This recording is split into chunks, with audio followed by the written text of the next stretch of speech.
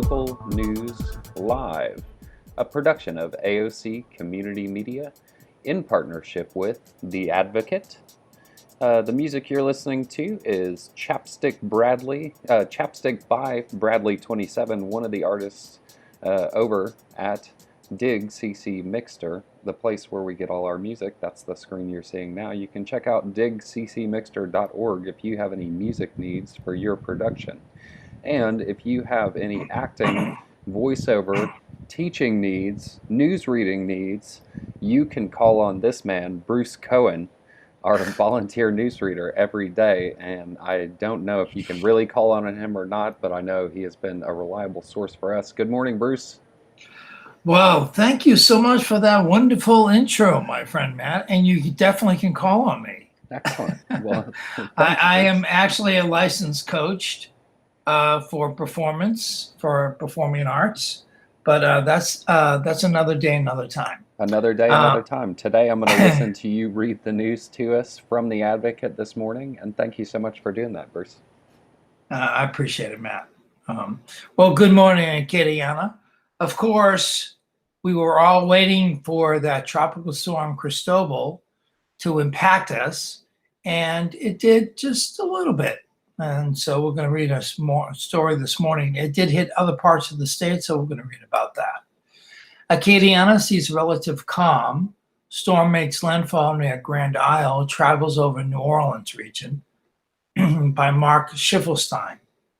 Most of Acadiana experienced light wind and rain on Sunday, while southeastern Louisiana braced for more tropical conditions.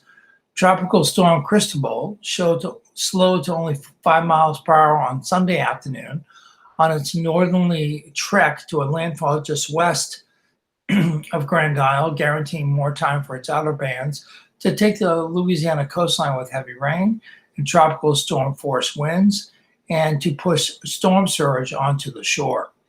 Midday on Sunday, Cristobal was just off the coast of Louisiana, still spinning with sustained winds of 50 miles per hour.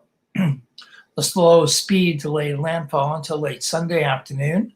Storm surge already had flooded streets throughout the island community by Sunday morning, where both residents and visitors had been ordered to evacuate on Saturday. Residents of the towns of Jean Lafitte, Lower Lafitte, and Barataria were asked to evacuate voluntarily in advance of storm surge entering Upper Barataria Bay. Evacuations also were ordered for residents in Lower Lafourche and Terrebonne parishes. In the New Orleans area, numerous bands of thunderstorms resulted in power outages for several thousand customers, but no significant street flooding had occurred as of midday on Sunday. The New Orleans Sewage and Water Board warned the street flooding outpaces these 99 operating pumping stations as rainfall increases, and warned that one of its major backup electric turbines is out of service. President Donald Trump on Sunday announced that he agreed to honor a request by the state to issue an emergency declaration for the storm, which would make the state eligible for FEMA assistance. It's the Federal Emergency Management Agency, and other federal aid. While the request was made Friday by Governor John Bel Edwards, a Democrat, in a tweet on Sunday. Trump said he had signed the declaration at the request of U.S. Senators John Kennedy and Bill Cassidy, both Republicans. Along the Mississippi and Alabama coastlines, there were reports of numerous waterspouts and at least 2 tornado warnings as many supercell thunderstorms and some bands approached the shoreline.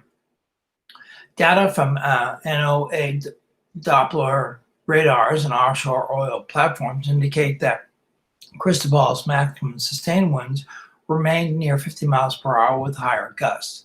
Little change in strength is forecast until after the storm makes landfall.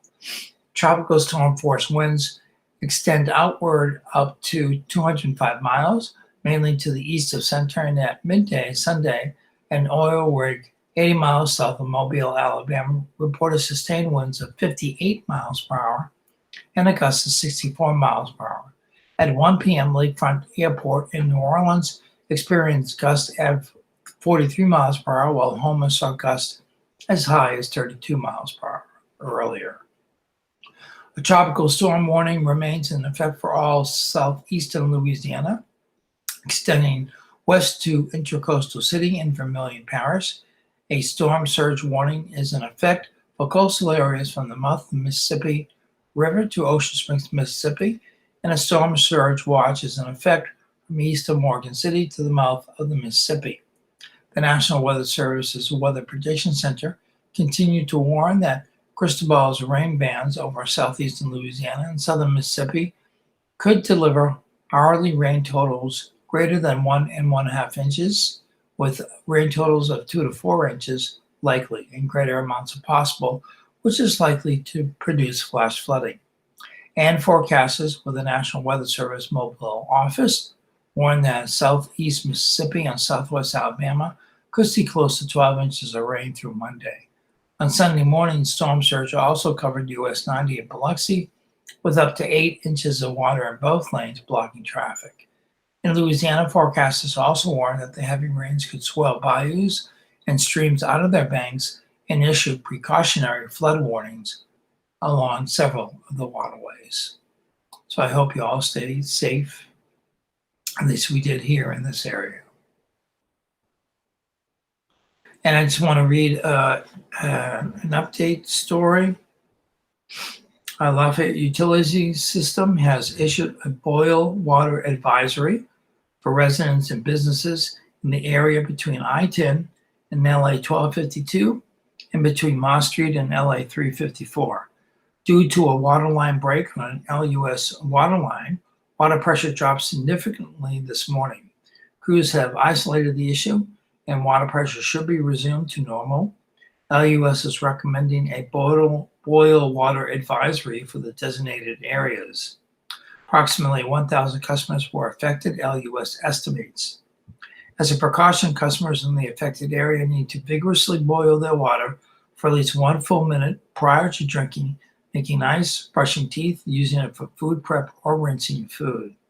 The 1 minute starts after water has been brought to a rolling boil. To ensure water safety and quality, the advisory will remain in effect until collected water samples are cleared by the Louisiana Department of Health Office of Public Health. Some fear avalanche of evictions, statewide moratorium extended to June 15th by Adam Daigle, Acadiana business editor. Housing advocates in Lafayette are concerned the ending of the eviction moratoriums in Louisiana and nationwide could lead to problems local officials are not prepared to deal with, one advocate said.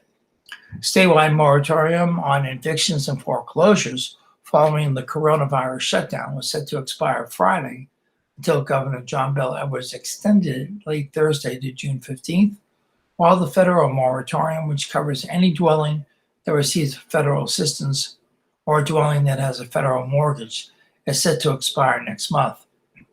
The $600 a week federal unemployment assistance program that ends in July is also expected to accelerate the issue. On Tuesday, the Louisiana Association of Affordable Housing Providers and Housing Louisiana sent a letter to the governor's office to request additional funding for rental assistance for the remainder of the year. In Acadiana, nearly $55 million is needed to address rental assistance needs this year and another $125 million for next year, data shows. Problem will be worse when the federal moratorium is lifted, said Lee Rachel, Executive Director of the Acadiana Regional Coalition on Homelessness and Housing. I'm certainly concerned and think it's something our community is not prepared to deal with, she said. You're looking at consequences like increased homelessness and people sleeping in cars. Our neighbors you didn't know were struggling much, realize that they are out of options. I think our committee has not seen something like this before and are not ready for it. Housing advocates sent the governor the letter following surveys from the U.S. Census Bureau and other agencies that paint a discouraging picture of the state of housing in Louisiana and nationwide. The most recent data, census data, indicates that 31.9% of the state's population were housing insecure, meaning they either missed last month's mortgage or rent payment or are not confident they can pay next month. More than half have reported some loss of employment income. In Louisiana, as many as 45% of renters spend more than 35% of their income on housing costs, Rachel said. Some renters spend as much as 50% on housing. In Lafayette Parish, where the unemployment rate swelled to 13.2% in April, the soonest evictions can be filed is the middle of next week if the moratorium is not extended before then, said Judge Douglas Saloom of Lafayette City Court, which handles evictions. The court handles about 200 cases a month during normal circumstances, he noted. The court has 20 cases that were filed before the shutdown and another 30 cases that are pending. But many landlords may be choosing not to file due to the moratoriums, including federal ones under the CARES Act, which expires July 25th. Those evictions, Saloom noted, will resume in either late August or early September if nothing changes. That's going to be a massive number, he said. That's when all the tenants who have not paid rent, who have not worked out an agreement with their landlord, are going to have to come and face an eviction hearing. We've been encouraging landlords and tenants to work out an agreement to allow the tenants to stay on the property, but keep them on the schedule. We have no idea how many are out there. We're getting a lot of calls, but not a lot of numbers. Data from other agencies indicate housing has become a significant concern in Lafayette Parish.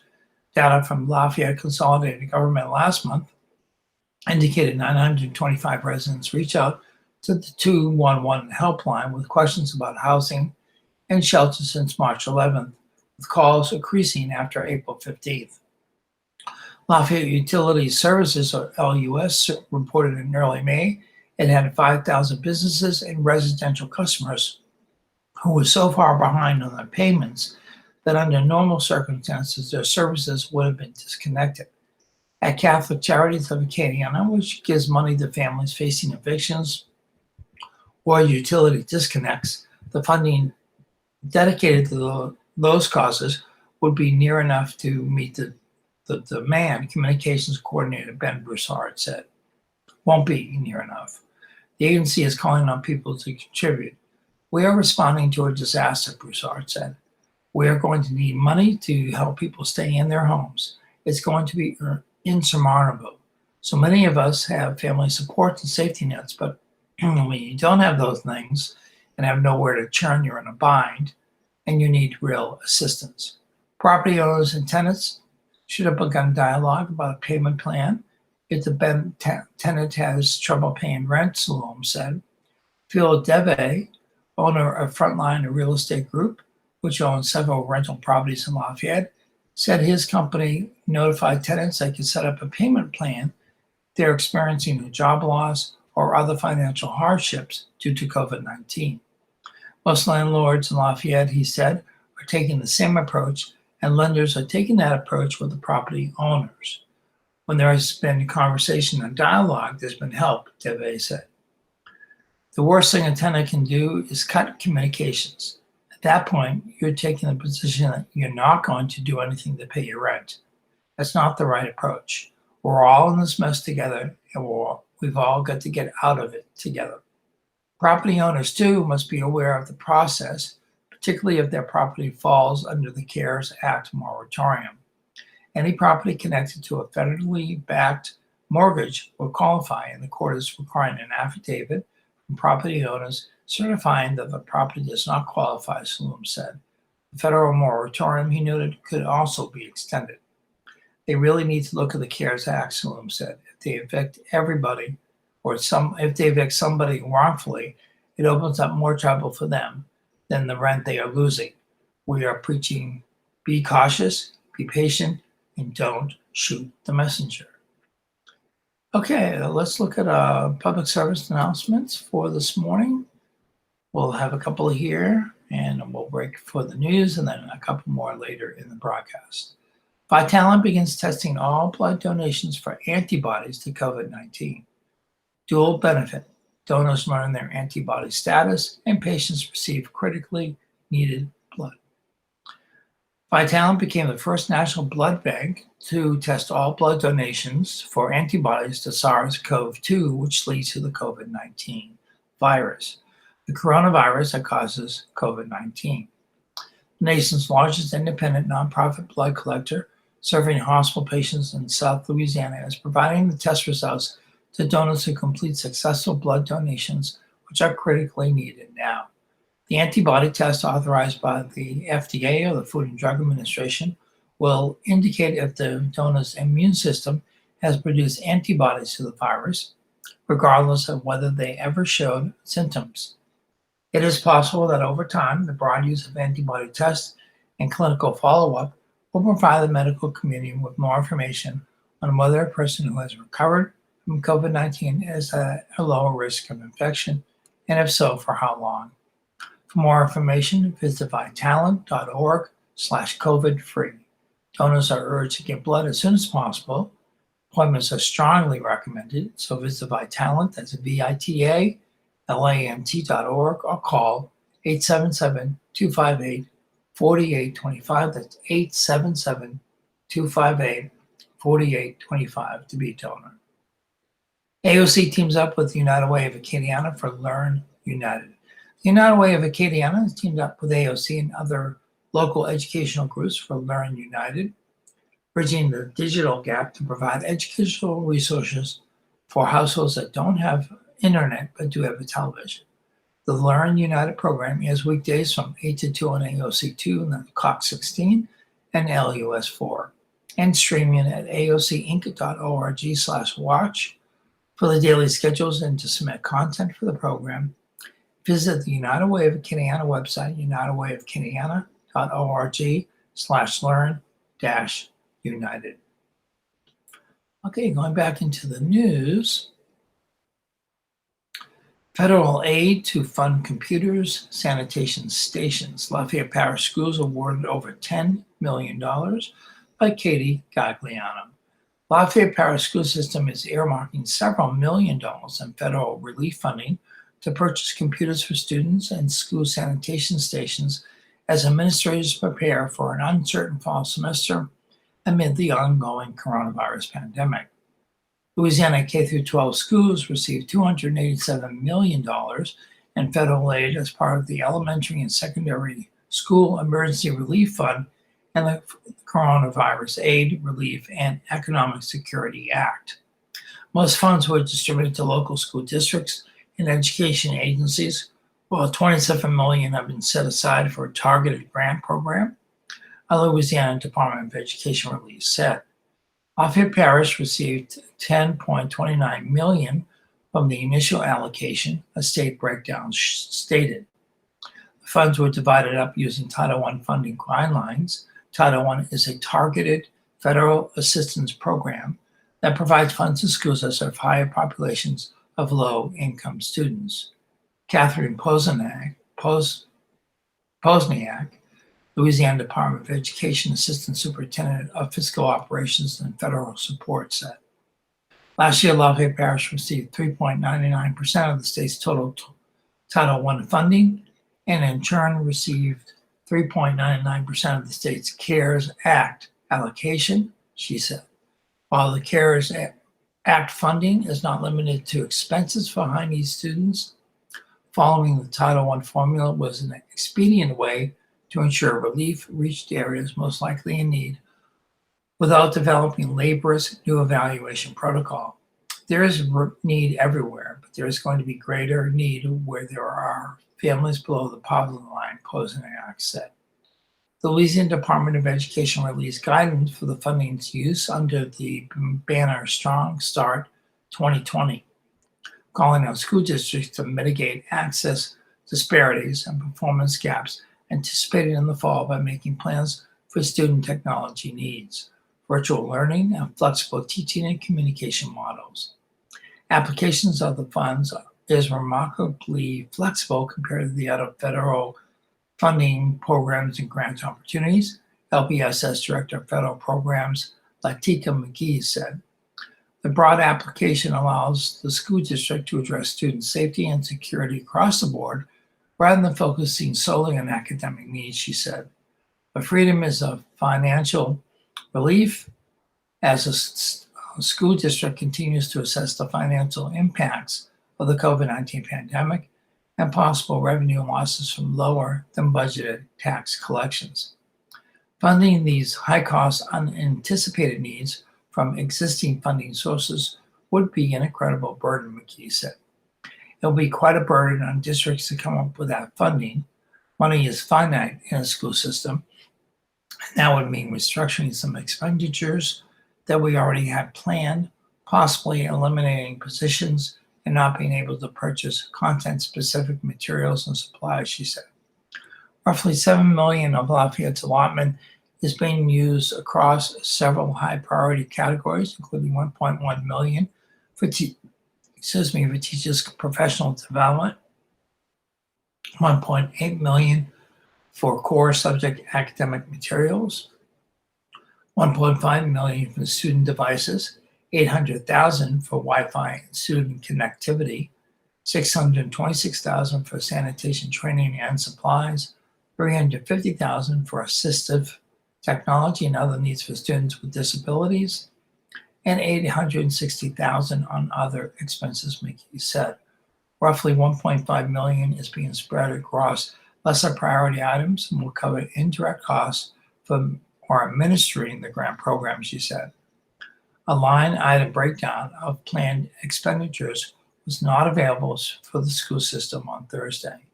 Included in those major categories are devices, especially for pre-K through second grade students, Wi-Fi hotspots, contracted services to train teachers in managing a virtual classroom and delivering lessons virtually, thermometers for bus drivers, sanitation stations at schools, and additional support for social emotional services, McGee said. Deciding on priorities and swiftly organizing the money was quite an orchestrated event with central office directors and upper-level administrators laying out each department's needs while analyzing needs assessment surveys with students and teachers across the district, McGee said. Things had to move quickly because school districts and other companies are taking similar preparatory steps, and as market demand swells, orders may be delayed or have extended delivery times. The school system has already begun the purchasing process for such items as laptops or tablets, she said. Everyone is starting to order technology, and we're trying to ensure that we're not at a deficit where the companies are backlogged because everyone in the state is ordering technology. We need to ensure we get those devices in children's hands as soon as possible, McKee said. The remaining $1.8 million of Lafayette's initial allocation is being set aside to provide equitable services to students in need at 17 non-public schools in the parish, including students at Diocese of Lafayette campuses, Ascension Episcopal School, and Gethsemane Christian Academy, McKee said. Public fiscal agencies are required to act as stewards for the money and provide services like access to laptop computers or additional tutoring to students who would qualify for comparable services if they attended a public school, Wozniak said. The school system is also applying for the state's competitive grant program to support additional device and connectivity infrastructure purchases, meet career and technical educational needs, and procure supplemental academic materials. McKee says she expects the grant request to go before the Board of Elementary and Secondary Education, or BESE, for approval by mid-June. According to State Department of Education materials, the money should be distributed to grant winners by June 19th under the best case scenario timeline. And now another educational related story, making a difference. Learning Center on north side of Lafayette, built out of need by Kevin Foote, staff writer. And this is from yesterday's Acadiana Sunday edition. Like anything new, there were some growing pains, but in the second year of Mark Hanna's Learning Center on the north side of Lafayette, he experienced a moment that made it all worthwhile. One of the young kids came to me and said, "I was told all my life that I was stupid and I was worthless. Now I realize I can actually make something of myself," Hannah remembered. "I just broke down crying. I probably haven't been that same since. You just don't forget those kind of things. Hannah, a Pennsylvania native who moved to South Louisiana in 1982 for oil field work, developed the idea for the center in spring 2014. He had done well in business and wanted to make a difference in areas suffering from the inequality. I kind of just was writing checks the United Way. That's not a bad thing, but I kind of wanted to do something on my own, Hannah said. I was looking for an outlet, and I knew the north side of town was struggling at the time. I knew there was some inequalities, some racial inequalities, and some opportunities that weren't available to kids on this side of town that were available to me growing up. As a former basketball and rugby player from Bucknell, his first thought was athletics, so he bought new helmets, shoulder pads, and cleats for Northside High's football team. It was a good start, but it didn't satisfy his yearning to positively influence lives. I realized there was actually more of a need on the educational and learning side of Northside, Hannah said. That's when I decided to buy this building and build a tutorial learning center. So he built the Clearpoint Learning and Career Development Center 2 blocks from Northside High, adjacent to the Northgate Mall. In the fall 2014, the attendance numbers were low, 8, maybe 10 kids. We weren't sure if we did the right thing, Hannah said. We started questioning things, but we stayed the course. By the next spring, numbers reached 25 to 30 kids. The following fall got to 60 or 70, and before the coronavirus hit, there were highs of 120 kids or even more entering the doors in a given week. Originally, almost all the kids in the center served came from Northside High, but now the center serves interested students from Carencro, Lafayette Christian Academy, Acadiana, Como, Lafayette High, and David Thibodeau. Most of the students struggling in school, but some are B students who want to make straight A's. Some come from ACT preparation instruction.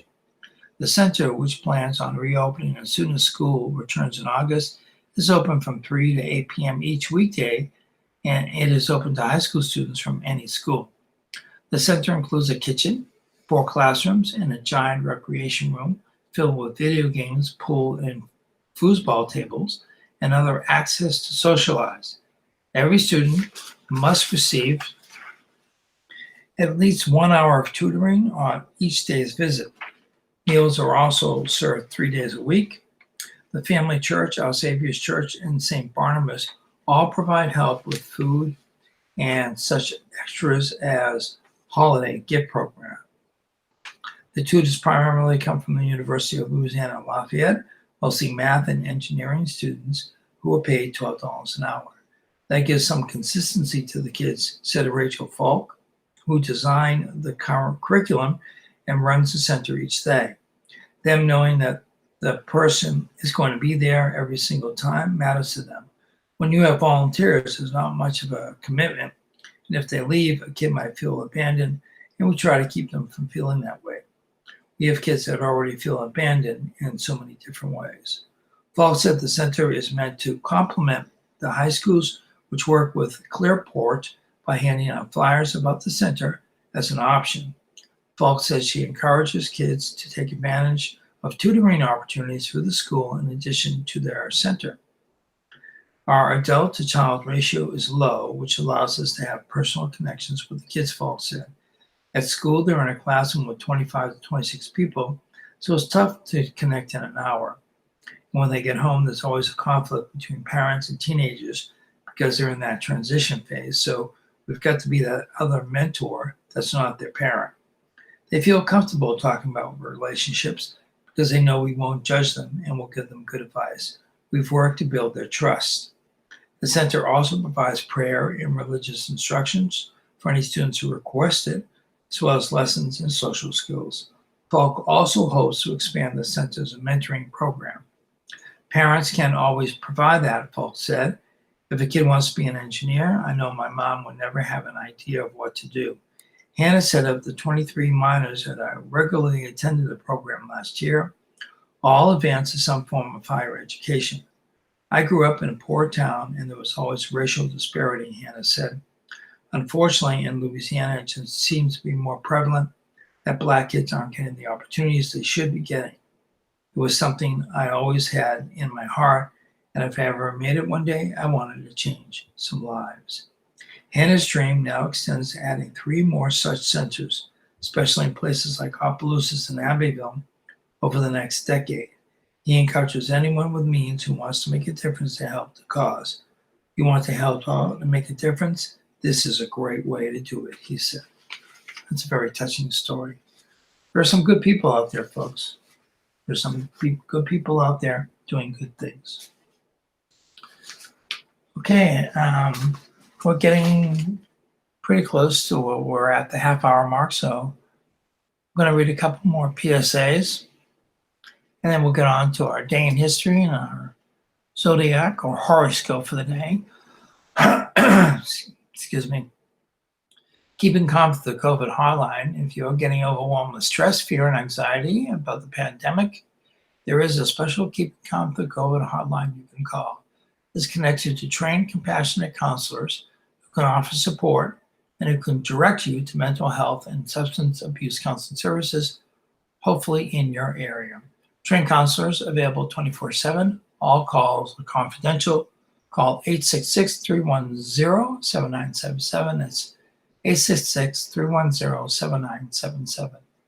Medicaid resources. If you have lost your job or if you have reduced hours, you may be eligible for Medicaid. You can apply online at mymedicaid.la.gov. You can also apply by phone by calling 888-342-6207 or by mail by sending information to Louisiana Medicaid, P.O. Box 91283, Baton Rouge, LA 70821. Local Medicaid offices are currently closed to the public because of the pandemic, but if additional assistance is needed, you can again call 888-342-6207. And locally, you can stop the spread, call instead, #stop the spread.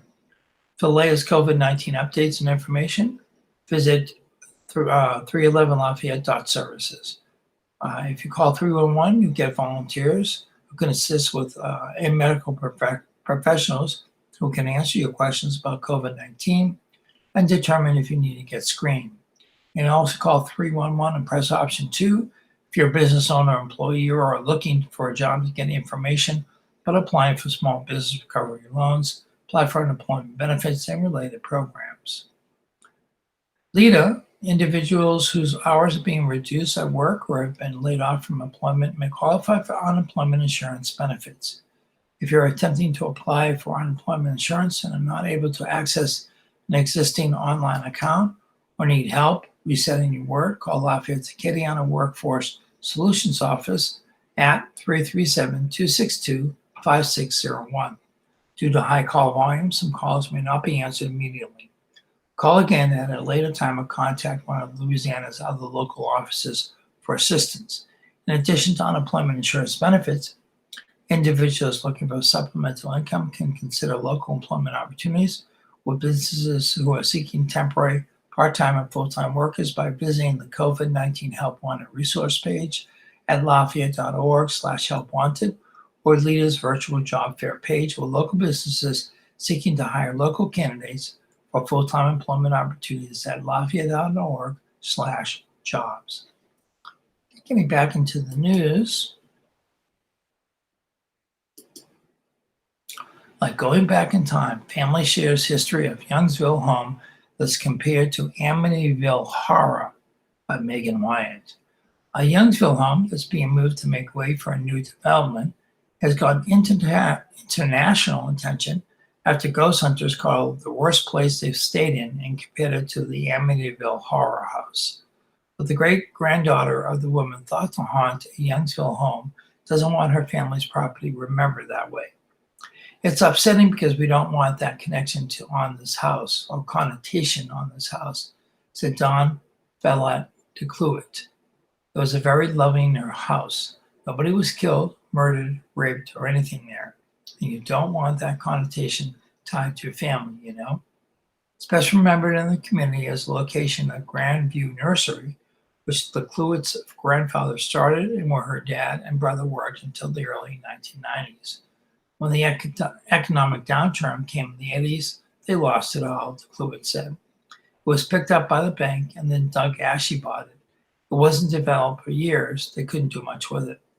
The house was leased to renters for about 15 years until Brian and Sylvia McLean purchased a 60-acre property to develop into estate homes.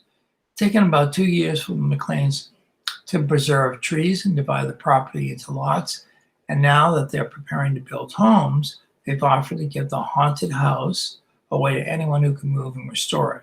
The house is iconic, obviously, Sylvia McLean said. We didn't want to see it torn down if we could help it because of the history of the house. A local home mover took the developers up on the offer. He's planning to move the home about 20 miles north of Lafayette to restore it for his daughter.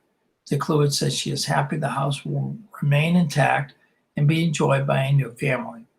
We're very happy someone is taking the home, DeCluett said. It is nice to see the development. I'm so glad that people will be able to enjoy the land and the property kind of lives on in a good way like this. It's not being developed in a Walmart or something. It's been nearly 2 decades since the DeCluett set foot inside of the family home where the McLeans purchased the property. Although the DeCluett only lived in the house for a short time as a young adult, she spent much of her childhood there for Sunday barbecues and social gatherings. Going back through the house was going back into time, DeCluett said. It was almost exactly the same. Brought back all kinds of good memories. When I go there, I feel that family connection. The DeCluett's favorite part of the home is a reading nook in one of the upstairs bedrooms where her father spent much of his time as a child. And her favorite part of the property is a large oak tree where she spent her childhood days running with the collie dogs her grandmother bred and sold. It's a difficult thing to talk about, DeCluett said. My dad had all of this, and all of a sudden it was gone. The ghost she believes the New Orleans ghost hunters encountered in the home was her great-grandmother, Lisa Adele Vincent. Vincent died in the home in 1967 of natural causes at the age of 88. The only supernatural experience DeCluett has ever had in the home involved hearing the lid of a pot opening and closing on the stove in the kitchen when nobody was around. I don't know what other people see or don't see, DeCluett said. All I know is we used to joke around when we hear pots jangling, and they say it was my great-grandmother because she always used to look in the pot, whether it was at her home or someone else's. DeCluett says she doesn't believe there's any kind of evil spirit in the home or around the property. When asked if she believes there's a different kind of spiritual presence, perhaps one left behind after the home was foreclosed on, DeCluett says she doesn't think that's the case. I think anything is possible, but I don't buy it, she said. People kind of see what they want to see when they want to see it, and that's okay. My dad had such a successful business. I can't believe there would be anything menacing there at all. Hybrid camellias, camphors, and live oaks still stand tall on the property. The McLeans continue to identify species of trees left behind on the family nursery. A most important factor of the land for use as developers was to preserve the trees and the horticultural part of their property because we felt like that was the longevity of the property, Sylvia McLean said. Some of DeCluett's friends have told her to purchase a home in the development to reconnect with the family's property, but she says she has no intention of doing that. Several years ago, she and her husband considered purchasing a home in Oak Knoll, another McLean development on property once owned by the Vincent family, but things didn't fall into place the way she hoped they would. I've kind of learned that you can't go back again, DeCluett said. It was a wonderful place for my family for a couple of 100 years, but now I like to admire it from afar. All right, turning to today in history. Today's Monday, June 8th, the 160th day of 2020. There are 206 shopping days left in the year. Today's highlight in history. At the state in 1967, during the Six-Day Middle East War, 34 American servicemen were killed when Israel attacked the USS Liberty, a Navy intelligence gathering ship in the Mediterranean Sea. Israel later said that the Liberty had been mistaken for an Egyptian vessel. On this date in 1864, Abraham Lincoln was nominated for another term as president during the National Union or Republican Party's convention in Baltimore. In 1939, Britain's King George VI and his consort, Queen Elizabeth, arrived in Washington, D.C. where they were received at the White House by President Franklin D. Roosevelt. In 1968, authorities announced the capture in London of James Earl Ray, the suspected assassin of civil rights leader Dr. Martin Luther King. In 1972, during the Vietnam War, an Associated Press photographer took a picture of a screaming 9-year-old girl, Phan Thai Kim Phu, as she ran naked and severely burned from the scene of a South Vietnamese napalm attack. In 1978, a jury in Clark County, Nevada, ruled the so-called Mormon will, purportedly written by the late billionaire Howard Hughes, was a forgery. 1995, U.S. Marines rescued Captain Scott O'Grady, whose F-16C fighter jet had been shot down by Bosnian Serbs on June 2nd. In 2009, North Korea's highest court sentenced American journalists Laura Ling and Yuna Lee to 12 years hard labor for trespassing and hostile acts. The women were pardoned in early August 2009 after a trip to Pyongyang by former President Bill Clinton.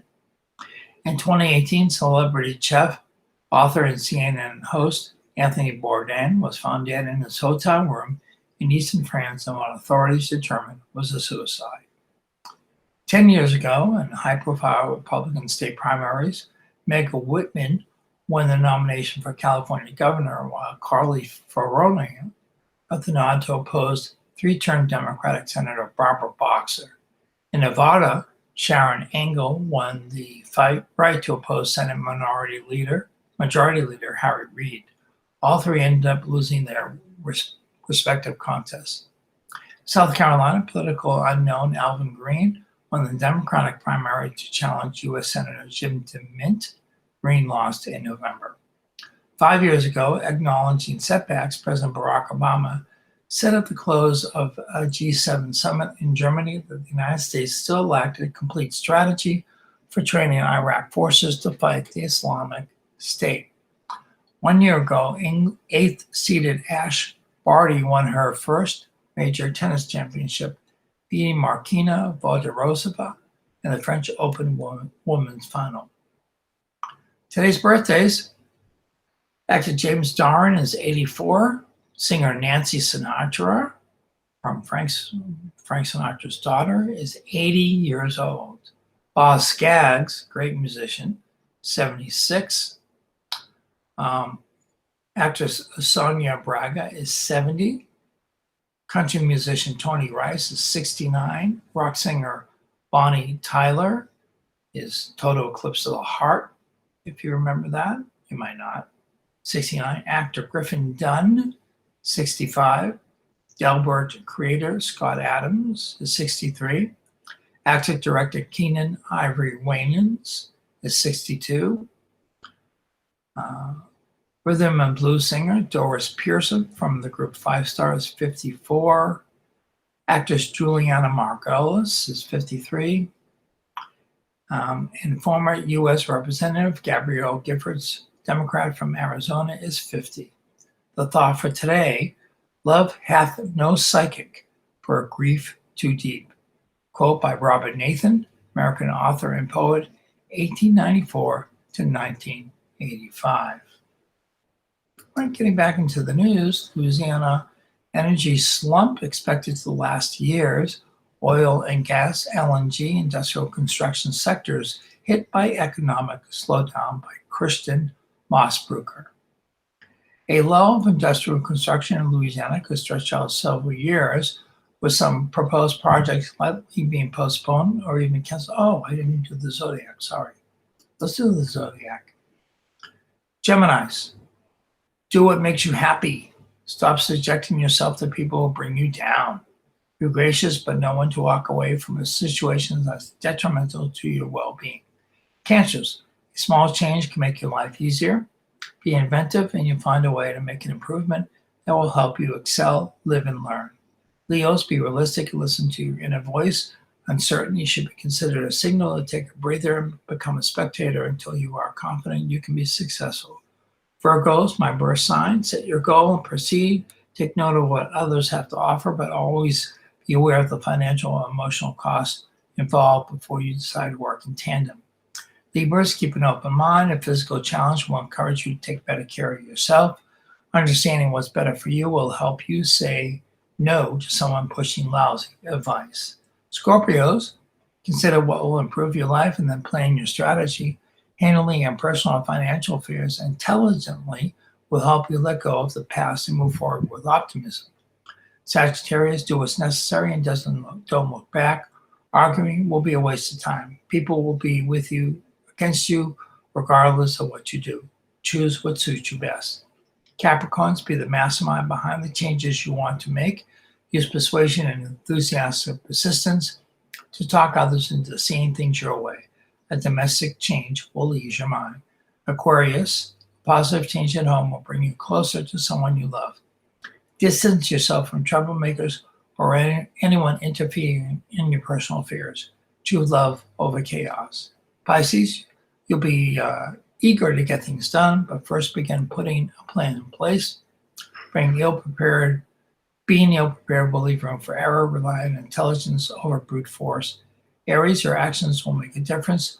Finish what you start and take responsibilities of your own. Stay clear of anyone trying to take advantage of you or make you look bad. And finally, Taurus, don't second guess yourself. Consider what's working for you and what isn't, and head in the direction that leads to the reward you desire. Refuse to let an opportunity elude you. And as always, the horoscope is an entertainment feature, not based on scientific fact. So, okay, getting back to the Louisiana energy slump expected to last year's article. Well, I'll start again. A lull in industrial construction in Louisiana could stretch out several years, with some proposed projects like being postponed or even canceled because of the global economic slowdown and an energy sector slump that could affect producers in the years ahead.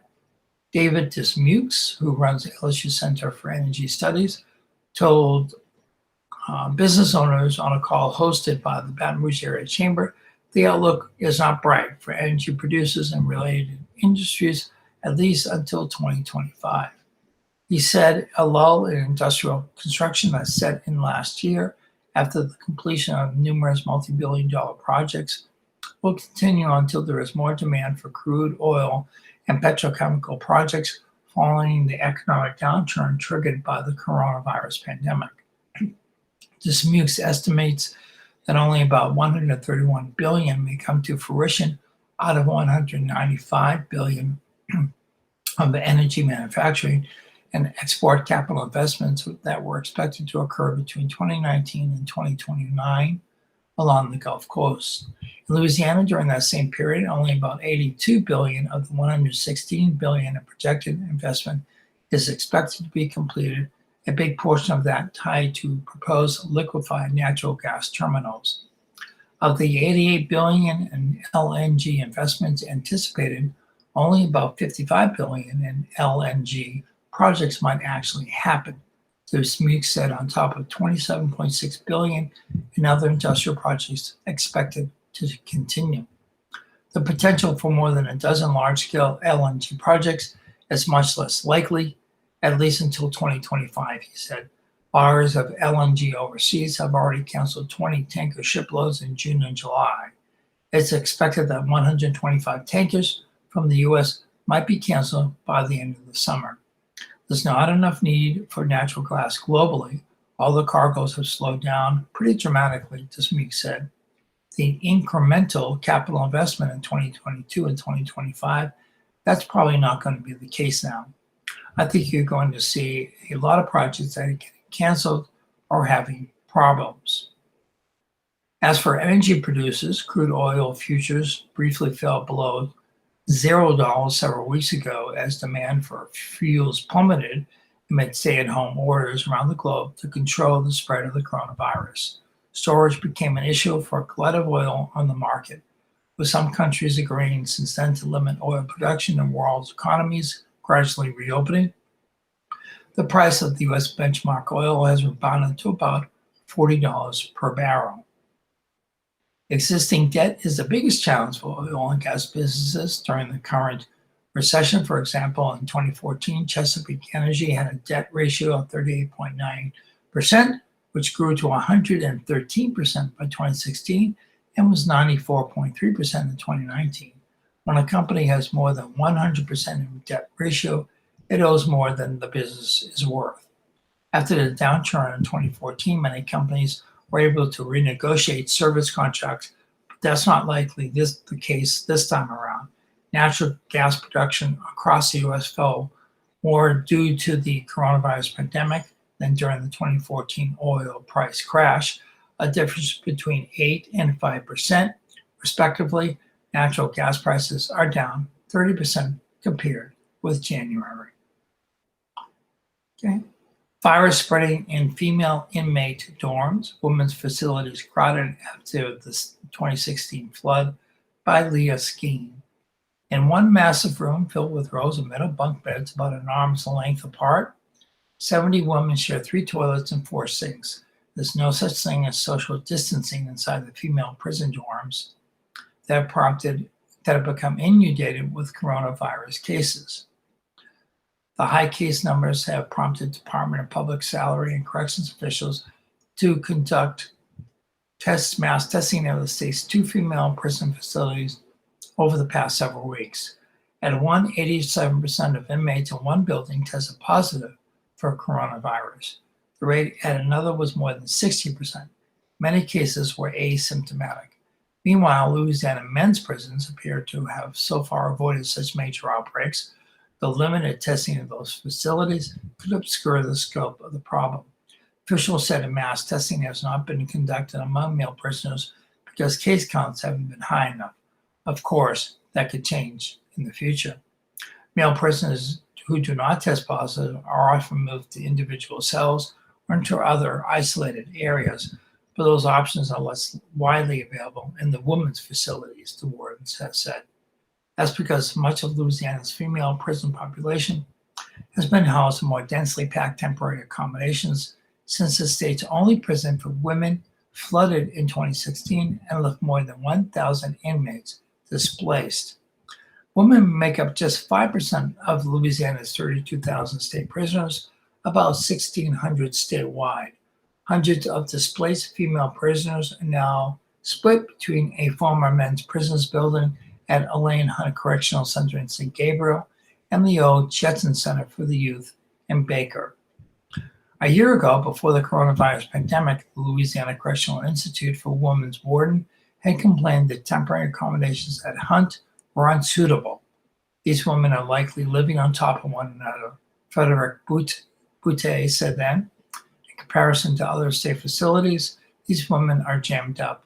I don't think these are optimal conditions. At the old Louisiana Correctional Institute for Women, inmates were largely housed 2 to a room, each with its own door and opportunities for basic privacy, bathroom stalls instead of freestanding toilets, individual showers in place of communal shower heads. Meanwhile, the plans to rebuild the prison in Chelan, Pastoric and funding said funding has finally been identified for the $100 million project, with the Federal Emergency Management Agency, or FEMA, providing $43 million, and the rest coming from state funds and bonds. Officials are expecting to start construction in late 2020 or beginning of 2021, and estimate the project will take 2 years to complete. The result, which officials called a state-of-the-art 964-bed prison incorporating best practices from across the county, will be built on higher ground. The Gulf Dead Zone covers 6,700 miles by Mark Schiffelstein. The summertime low oxygen dead zone in the Gulf of Mexico is expected to cover at least 6,700 square miles along the Louisiana and eastern Texas coast at the end of July, according to a federal forecast based on estimates developed by 5 research teams studying the effects of fertilizer and other nutrients on Gulf waters. The estimates by the National Oceanic and Atmospheric Administration predict as few as 6,551 and as many as 7,889 square miles of Gulf ocean floor will have oxygen levels of 2 parts per million or less. The high-end estimate would cover an area larger than the state of New Hampshire. The low oxygen condition called hypoxia will kill bottom-level organisms such as crabs and forest creatures that can escape, including many commercial fish species, into deeper water. Scientists have also found that such low levels of oxygen reduce some fish species' reproductive capability and can reduce the average size of shrimp. Okay. And in a 2019 scientific review of the hypoxia problem, scientists say lowering the hypoxia levels will require more successful efforts to reduce the use of artificial fertilizers, reducing the use of single or dual crop growing strategies for farms, reduce use of intensified animal husbandry measures, reducing the release of untreated wastewater, and curbing consumption of fossil fuels. There are no easy societal shifts to a less consumptive lifestyle, nor is it an easily achieved political outcome, they said, but they also pointed to recent successes by several foreign countries in reducing nutrient pollution in the Baltic and North Seas, and several states in reducing nutrients entering Chesapeake Bay. Okay, it is now 9:56, which my indication is that the audio portion of today's broadcast is regulated now to just AOC Community Media on YouTube. That's our YouTube channel. And at our live streaming radio service, Cypress Street Radio. That's CYPRESS Street Radio, streaming online. Just hit the play button and you can listen to the rest of the broadcast this morning. I just basically have one more story to read. Despite the pandemic, state urges parents to take kids to doctor.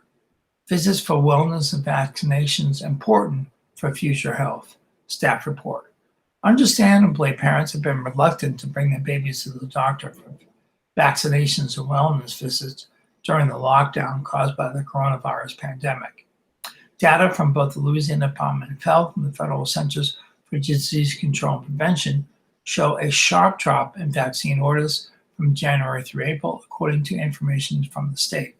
However, state officials say steps have been taken to mitigate risk and are urging parents to schedule visits, especially those for vaccinations, which need to be kept up to date to protect infants from preventable diseases and to decrease the risk of disease outbreaks. As we work to reopen our economies, maintaining routine immunization during the pandemic is critical, especially for children 24 months or younger. Pregnant women, people of all ages with chronic health conditions, and seniors, said Dr. Frank Welch, medical director of the LDH immunization program. Many major health professional organizations, such as the American Academy of Pediatrics, the American Academy of Family Physicians, the CDC, and World Health Organization, or WHO, has issued guidelines to safely remain up to date on immunizations. Former LDH in the Louisiana chapter of the American Academy of Pediatrics has this advice for parents, or provides this advice for parents. Keep checkup appointments for newborns. Newborns are especially at risk of infection and disease, so keep them away from people who may be sick, especially during this pandemic. Also, participants should see newborns in the first week after birth to monitor weight gain and jaundice. Schedule wellness visits and routine vaccinations. Vaccines provide children with heightened immunity against life-threatening germs, and vaccine schedules are based on how your child's immune system responds to vaccines at various ages. Getting vaccines on time gives children early protection and helps prevent complications due to disease. Minimize risk. Pediatricians are taking extra precautions to ensure the health and safety of parents. Clinics are implementing various measures such as specific hours, examination rooms, and entrances for various types of visits, sick or well, and online payments and completion of forms. Exam rooms are being thoroughly disinfected between each appointment. Telemedicine. Using online platforms, doctors are conducting some visits to address many routine complaints, such as rashes, stomach pains, eye infections, and injuries. Most insurance companies are now covering telehealth visits, often at no cost to the patient. Check with your pediatrician to see what telehealth options are available for your child. Ask questions. Parents with concerns about vaccines, child care, or the coronavirus are urged to reach out to the children's pediatrician or review CDC guidance documents. For specific information about what precautions your child's pediatrician is taking, call their office directly. And online help, healthychildren.org is a go-to resource for parents on a myriad of health topics. And folks, that about wraps it up for this morning's broadcast. This has been Bruce, always will be Bruce. We hope you enjoyed our broadcast this morning and continue to listen Monday through Friday from 9 to 10. We're here to give you all the news, local news and some state news, and even if a sports story, which there aren't too many right now, come across our desk. So please tune in. Every morning we're on our TV stations, and we're on Cypress Street Radio and AOC Community Media on our YouTube channel. So please check us out. If you're at all interested in becoming a volunteer newspaper reader, we'd love to have you on our team. So go to aocinc.org, find the form as a volunteer newspaper reader, fill it out, and we will instruct you. And I'm doing this from my home right now since everything is pretty much virtual. The offices have been closed down since the stay-at-home quarantine. And eventually, we'll, with the phases beginning to happen, we'll move back into the offices soon. But for now, we are doing it from our homes. So if you have the capability to do so, please go to our website, fill out the volunteer page. We'll get in touch with you and get you going. And as always, stay safe, stay healthy, be kind to each other, and have a great morning in Acadia.